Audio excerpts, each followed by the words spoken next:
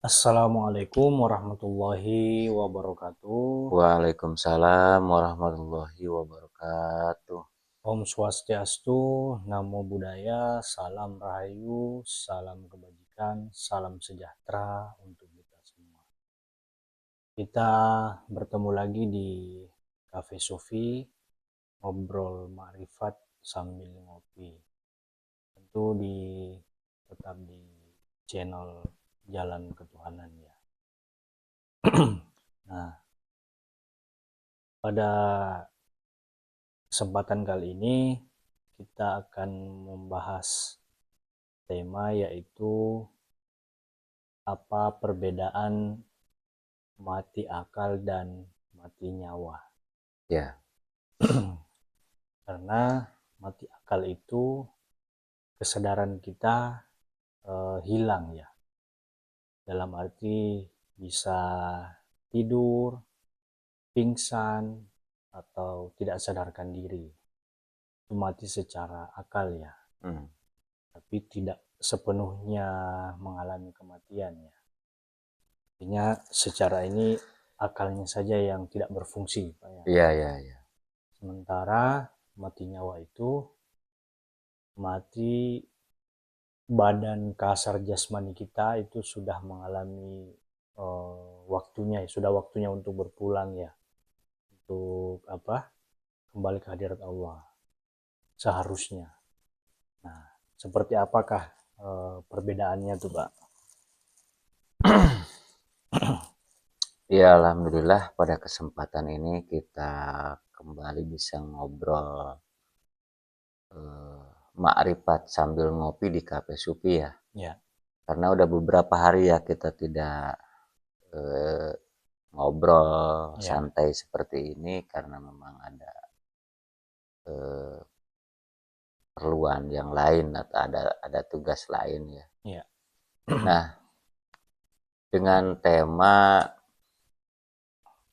perbedaan mati akal dan mati nyawa itu memang sulit eh, kita untuk menjelaskannya ya, karena yang dianggap mati itu ketika kita sudah mengalami kematian secara jasad, itulah yang disebut mati. ya, Nah, sedangkan mati itu ada dua jalan atau ada dua jalur. Ada jalur syariat, yaitu mati secara jasad atau mati nyawa. Nah, sedangkan eh, ada mati yang di jalur khusus atau mati secara hakikat, itu yang disebut mati akal. Nah, jadi bagaimana yang disebutkan tadi Mas Andi, bahwa ketika mati akal itu hilangnya kesadaran. Nah, ketika hilangnya kesadaran itu bisa terjadi karena pingsan, tidur, atau hilang kesadaran. Nah, itu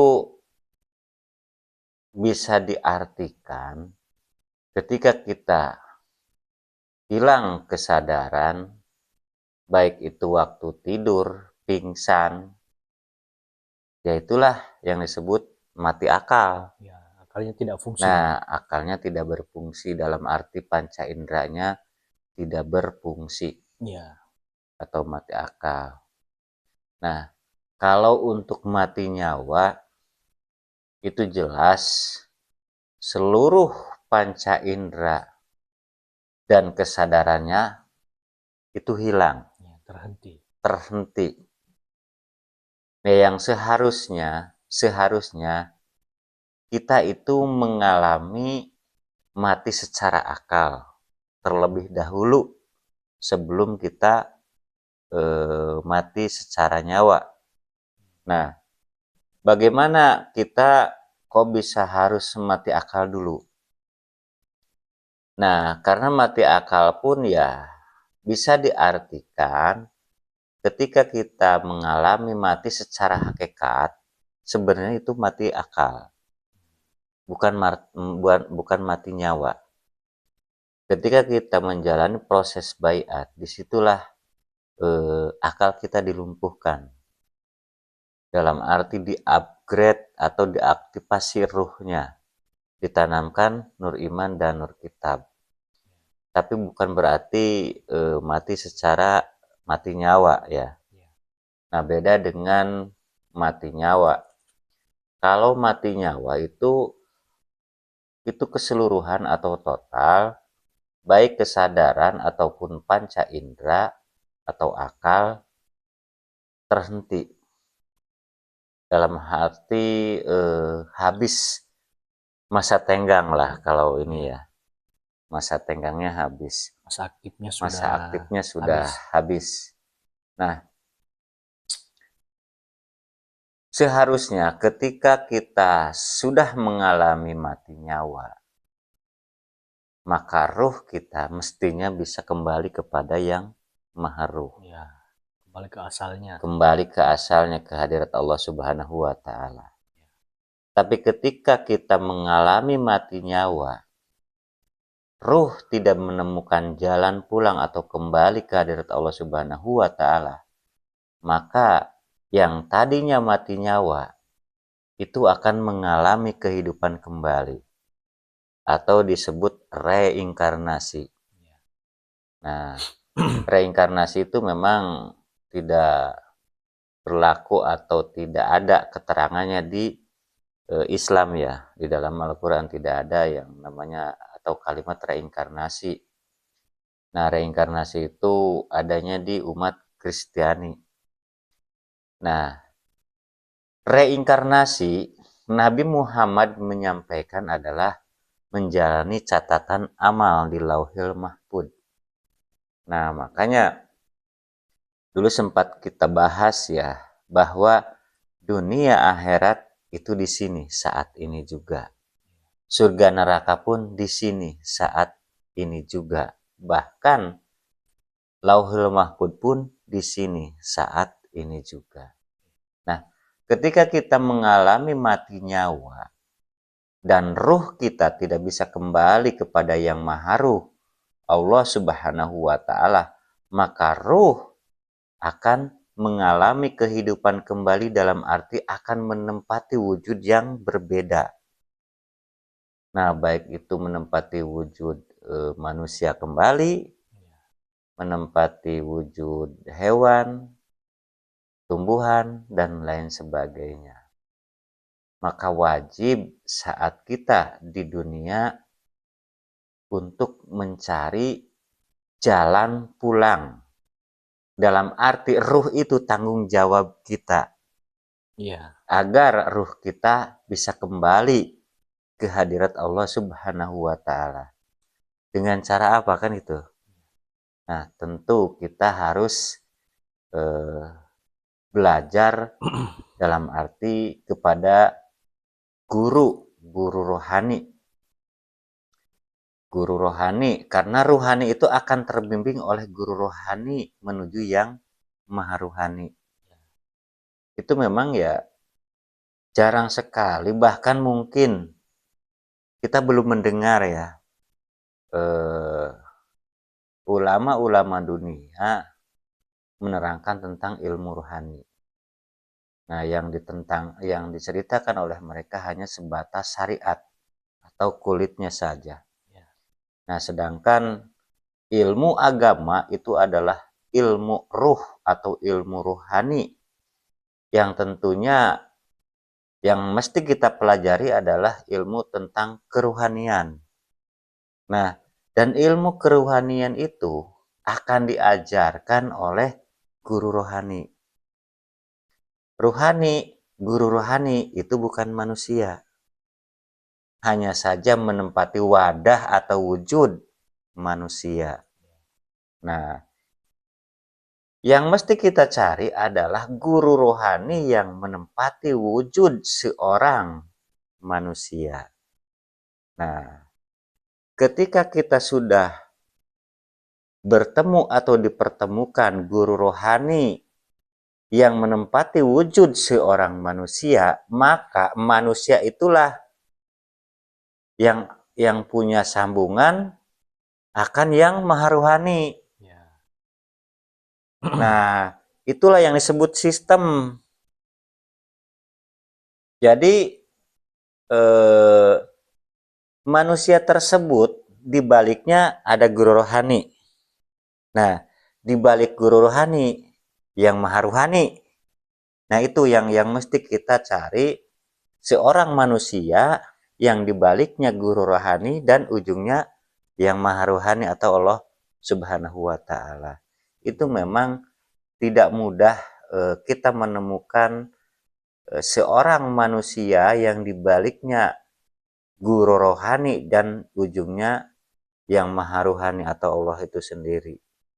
Nah, makanya wajibnya kita belajar dan terus belajar sampai puncak pembelajaran itu sendiri. Dan kita harus mencari dan ujungnya sampai ketemu. Itulah intinya kita hidup di dunia ini adalah untuk belajar dan mencari jalan pulang ruh kita agar sampai kepada yang maha rohani atau Allah itu sendiri. Nah, tentu ketika kita sudah berizki dipertemukan dengan guru rohani yang menempati wujud seorang manusia, secara otomatis kita pun harus mengikuti atau masuk dalam sistemnya. Karena ketika rohani telah dipertemukan dengan guru rohani, maka disitulah ada ketersambungan ruh dengan yang maha rohani melalui guru rohani. Itu memang ya sangat sulit untuk disampaikan di luar sana, karena apa yang kita sampaikan ini sebelumnya belum ada yang menyampaikan. Nah, bahkan mungkin ya, bukan mungkin ya, kita pasti dan wajib dianggap aneh, asing, bahkan sesat. Kenapa kita bilang wajib kita dianggap aneh, asing, dan sesat? Karena secara manusiawi, ketika ada yang baru atau ada yang aneh, ya pasti akan dibilang aneh, dibilang baru. Padahal apa yang kita sampaikan itu sudah berjalan sejak zaman para nabi. Ya. Makanya ketika kita ketemu atau telah dipertemukan dengan sekolah ini, sama halnya kita mendapatkan pelajaran para nabi. Nah, itu memang ya sangat sulit untuk diterima oleh orang-orang di luar sana, karena yang hanya pelaku yang bisa menyampaikan seperti ini ya, dan kita pun bagian dari pelaku ini. Makanya kita bisa menjelaskan atau menyampaikan bahwa rohani itu mesti dipertemukan dengan guru rohani yang akan menghantarkan rohani kita kepada yang maha rohani atau Allah itu sendiri. Jadi memang ruh itu urusan Tuhan, Pak ya. Ya. Tapi ruh kita sendiri ya urusan kita sendiri. Ya, betul. Bagaimana ruh kita ini bisa berpulang kembali ke hadirat Allah. Ya. Karena asalnya ruh itu kan dari yang maha ruh.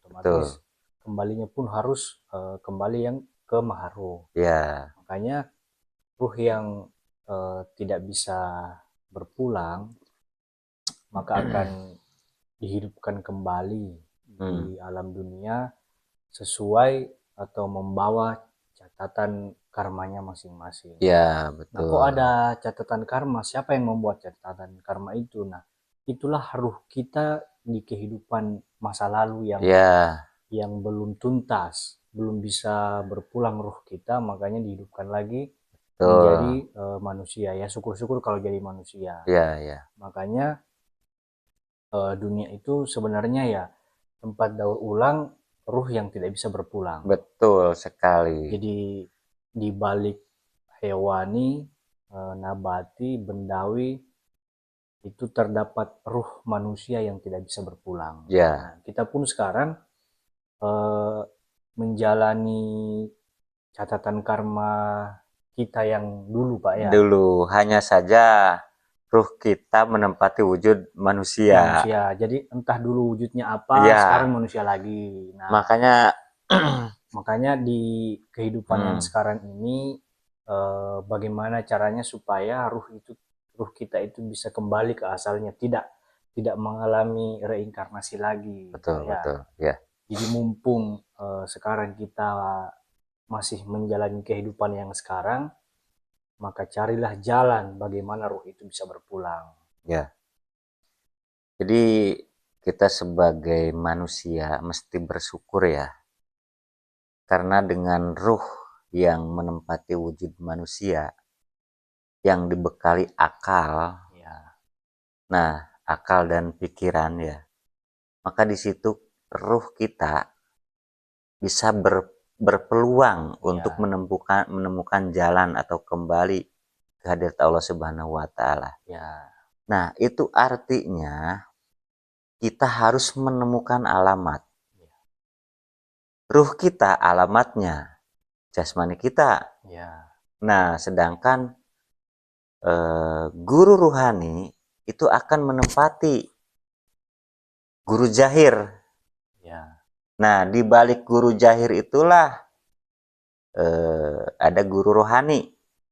Tapi bukan guru jahir yang membahas tentang syariat ya, Mas. Ya. Bukan hanya sekadar menyampaikan tentang teori atau hanya menyampaikan tentang cerita. Karena guru jahir yang dibaliknya guru rohani itu full akan menerangkan tentang ilmu kerohanian. Nah, dengan dipertemukannya kita dengan guru rohani yang ada di balik guru jahir tersebut, sesungguhnya ruh kita telah dipertemukan dengan guru ruh. Secara jahirnya kita dipertemukan dengan guru jahir. Dan rohani kita dipertemukan dengan guru rohani. Nah, makanya pentingnya kita menemukan alamat, jalan, dan pasti ada caranya, kan gitu. Nah, begitu juga ketika kita ingin kembali ke hadirat Allah Subhanahu wa Ta'ala, mesti tahu jalannya, alamatnya, agar ruh kita ketika kembali kepada yang maha ruh itu tidak tersesat. Jadi alamat itu penting untuk menuju tujuan, agar sampai pada tujuan. Karena tujuan tanpa alamat ya tidak akan sampai. Kita maka akan tersesat. Tidak jelas arahnya. Tidak jelas arahnya, ya betul. Jadi poinnya adalah kita harus mencari guru rohani yang bisa membimbing ruh kita bisa berpulang. Nah, itu. Maka kembali ke tema ya. Kembali ke tema bahwa perbedaan antara mati akal dan mati nyawa.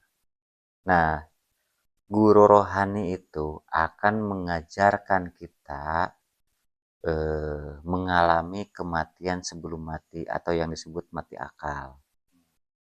Itulah yang prosesnya adalah baiat, ditanamkan nur iman dan nur kitab. Karena saat proses baiat itulah akal kita dilumpuhkan. Itulah yang disebut mati secara hakikat atau yang kata Nabi mutu qobla anta mutu. Nah, setelah guru rohani membimbing ruhani untuk mengalami kematian secara hakikat dalam arti memasuki portal alam ruh, maka selanjutnya ketika kita mengalami mati nyawa, ruh itu sudah terbimbing terarahkan dan bahkan dihantarkan ke hadirat Allah Subhanahu wa Ta'ala. Makanya jangan sampai kematian kita itu sia-sia. Sia-sia, ya.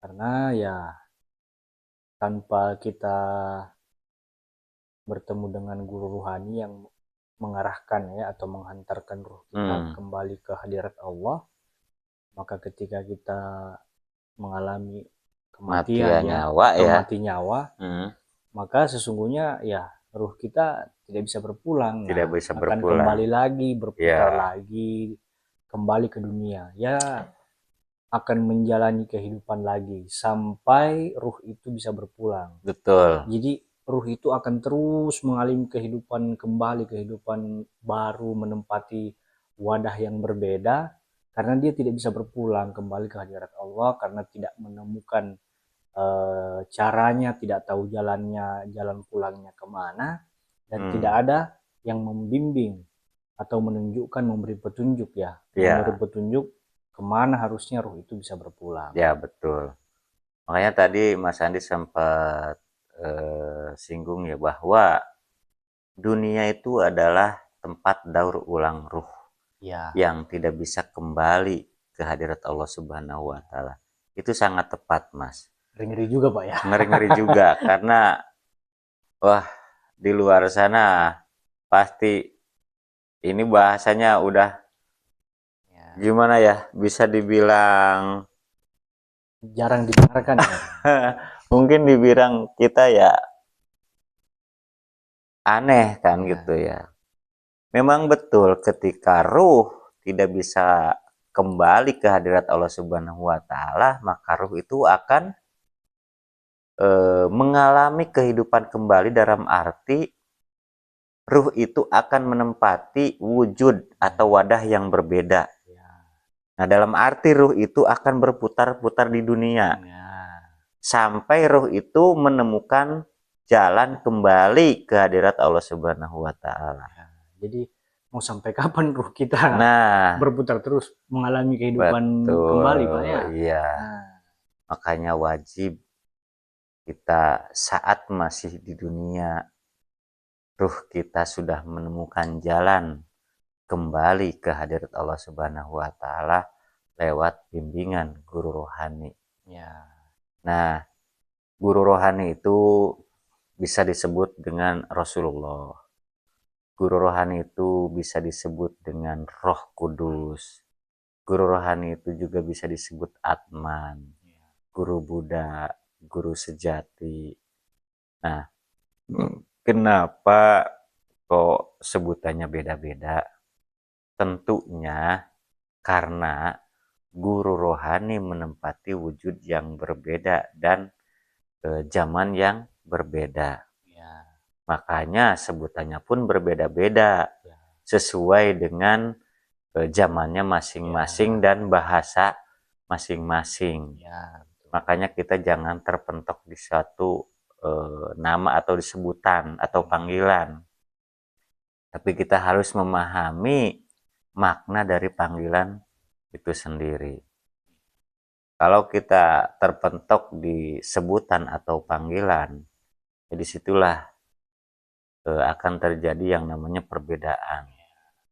Bahkan mungkin akan merasa bahwa golongannya lah yang paling benar, yang lain salah. Tapi ketika kita sudah tahu makna dari balik sebutan atau panggilan tersebut, ya kita mau bilang guru rohani, Roh Kudus, Rasulullah, Atman, guru Buddha, guru sejati, sah-sah saja karena kita sudah tahu isinya. Beda dengan yang belum tahu isinya, hanya sebatas tahu panggilan atau sebutannya, itu akan timbul masalah. Makanya sudah tidak heran di zaman ini ya, jangankan untuk berbeda agama, dalam satu agama pun saling serang, saling menyudutkan, saling membenarkan golongannya sendiri yang lain salah. Itu sudah mungkin disebut hukum alam ya kalau secara syariat kan gitu. Ya. Tapi kalau sudah mencapai makom hakikat dalam arti sudah mengetahui isinya atau disebut kodimnya, ya sudah tidak ada lagi yang namanya perbedaan. Baik, buruk, salah, benar, siang, malam, laki-laki dan perempuan. Bahkan merek agama pun sudah tidak ada. Itu yang mesti kita gali itu nyampe ke sana, Mas. Jadi jangan terbelenggu dengan merek agamanya. Nah, itu. Karena agama itu bukan merek sebenarnya. Bukan merek, agama itu ya intinya ma'rifatullah, kenal Tuhan. Jadi yang penting adalah isinya ya. Yang sering kita gambarkan ibarat kopi itu mesti tahu isi dari gelas ini adalah kopi. Ya, yang kita minum kopinya. Nah, makanya ketika kita sudah tahu isinya, sudah meminum kopinya, ya mau dibilang apapun kan tidak masalah, Pak ya. Mau ditaruh di gelas, di teko, di botol, ya nggak masalah. Ya, karena kita sudah tahu bahwa sudah ini kopi. Tahu itu isinya kopi dan yang akan minum ya kopinya bukan wadahnya. Ya, seperti itu gambaran sederhananya. Gambaran sederhananya seperti itu. Kesimpulannya apa nih Pak sebelum kita akhiri? Ya kesimpulannya dalam tema tadi yang kita ambil ya bahwa perbedaan mati akal dan mati nyawa itu intinya ya ujung-ujungnya memang ya mati nyawa tersebut. Nah, karena mati akal itu kan belum total. Hanya dilumpuhkan kesadarannya. Atau akalnya atau panca inderanya nggak jalan. Nah, makanya ketika telah mengalami mati akal, maka kita pun akan mengalami mati nyawa. Nah, ketika mati nyawa itulah ruh kita itu mesti sudah tahu jalan atau tahu kembali kepada Allah Subhanahu wa Ta'ala. Wajib, Pak. Wajib. Setelah kita melewati mati akal yang disebut tadi mati secara hakikat, maka kita pun akan mengalami mati nyawa. Dalam arti jasad ini sudah terhenti dari aktivitasnya. Napasnya sudah berhenti, penglihatannya juga berhenti, pendengaran berhenti, semua berhenti. Nah, kita menyebutnya dengan wukuf. Itulah yang disebut wukuf. Wukuf itu terhenti. Nah, ketika kita sudah mengalami mati secara hakikat, lalu mengalami mati secara nyawa atau wukuf, maka disitulah ruh kita sudah terbimbing oleh guru ruhani menuju yang maha ruhani atau Allah Subhanahu wa Ta'ala. Mungkin cukup sekian ya pembahasan pada kesempatan kali ini. Nanti kita akan bertemu lagi di kesempatan yang berikutnya, tentu dengan tema yang berbeda. Ilahi anta maksudi waridhoka matludi. Wassalamualaikum warahmatullahi wabarakatuh. Waalaikumsalam warahmatullahi wabarakatuh.